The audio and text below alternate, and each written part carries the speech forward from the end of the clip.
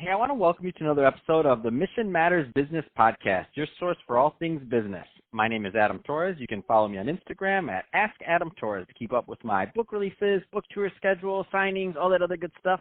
Always love to connect with you there. And as always, if you'd like to apply to become a co-author of one of my upcoming books, just head on over to the website, missionmatters.com, and click on Become an Author to apply. All right, so today I have Ashu Bhatia on the line, and he's Vice President of Strategy over at Dorable Business Solutions. Ashu, welcome to the show. Thank you so much, Adam. Very happy to be here. All right, so I'm excited to get into today's topic, so digital transformation. But before we do that, let's get a little bit further into what you're doing over at Dorable Business Solutions. Tell us a little bit more about the company, please. Sure. So Dorable Business Solutions, we're a professional services company doing a lot of work within, of course, digital transformation and the like.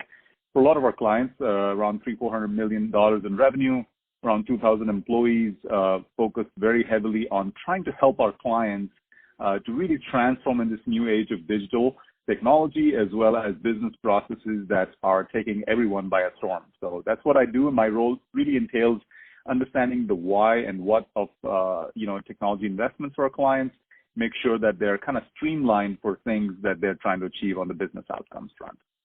That's awesome, and I love your vantage point because it's a big company, been in business for a long time, and work with different types of clients. So you have a unique vantage point, I would argue, than most. So that being said, digital transformation. Where do you want to start with this one? Oh boy, that's the billion-dollar question that a lot of our clients ask as well. Because as you know, I think it's almost cliche to say that digital transformation is all around us.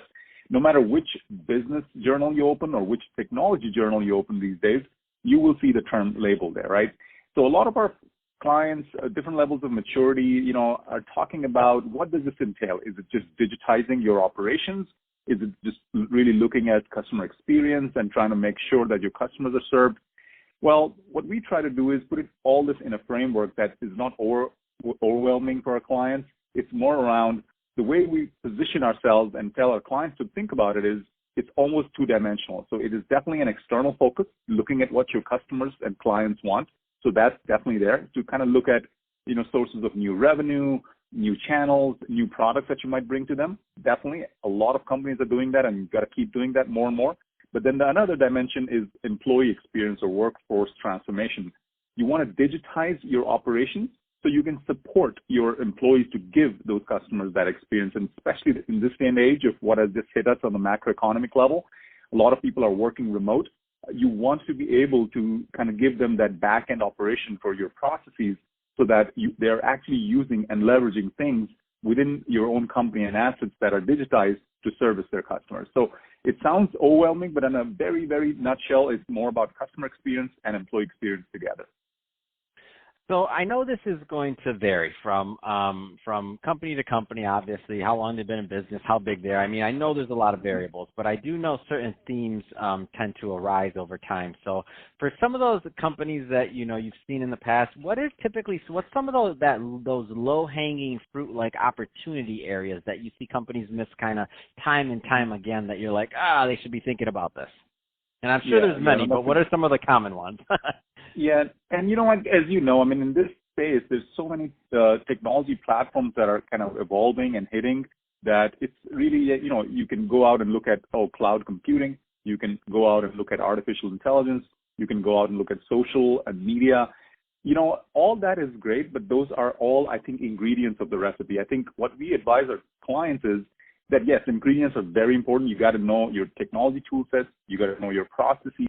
You got to know, your people part of it. But all those ingredients come together only if you have the recipe right? So that's what is key. To answer your question, what are the top 2 or 3 things?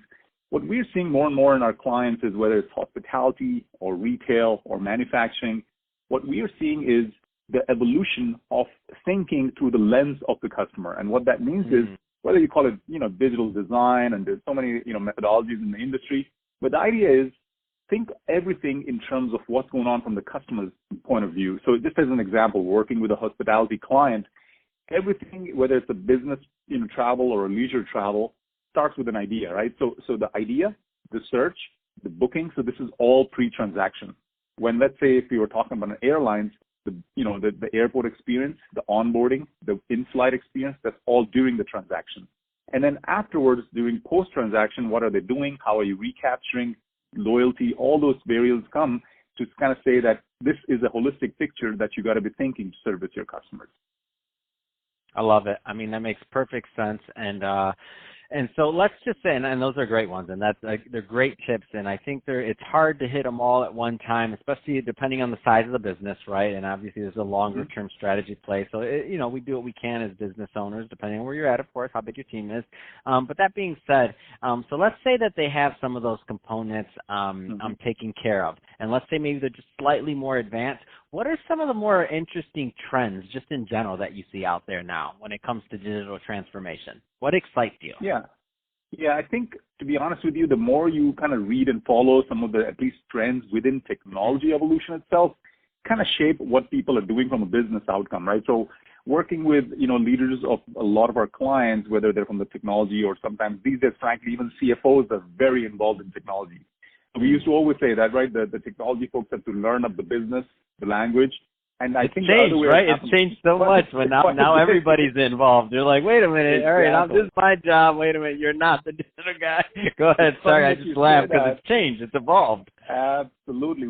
Believe it or not, we're working with an insurance firm just recently, and their CFO was involved. We're trying to help the client go to some journey to cloud and trying to understand what they need to do to think of storage, compute, etc. And he got involved and he said, okay, I understand this whole CapEx conversion to OpEx and you're trying to match revenue and kind of go ramp up, ramp down. But then when you start talking about ecosystems or platforms, explain to me why, because I've read about this.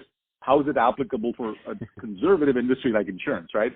So we have to pretty much take a very simple example and kind of convince him with the numbers. But the idea was that, just like Procter & Gamble or Coca-Cola had a premium product, right? Coke was very premium many, many years ago. Middle-aged elite group would have Coca-Cola access. Now, if you go to developing, underdeveloped countries, everyone has a Coke, for example, right? Similarly, digital devices are, because of technology costs going down or just the broadband lag, they're everywhere now. The moment you go into any country, you have platforms where you could be looking at a device.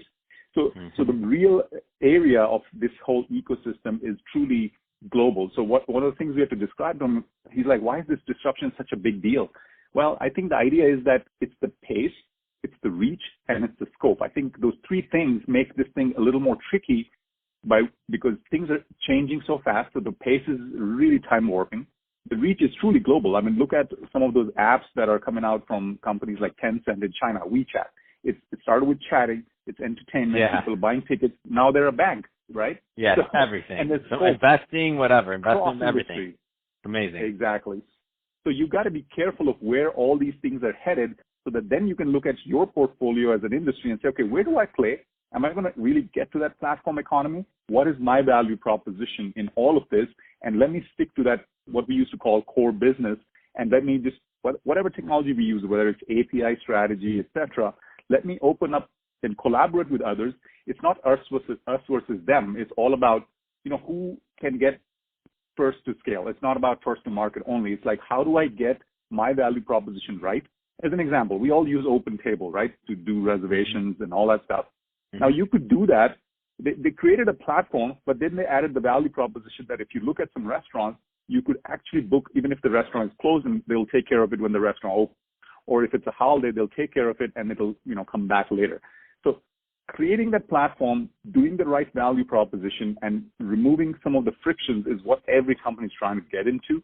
And whether you're an insurance player or a hospitality client or into retail, there's lines sometimes are blurring across industries and within each industry across the people who are who are just different players. The whole issue of disintermediation happening, just like we saw in Airbnb or in all of these travel, online travel agencies.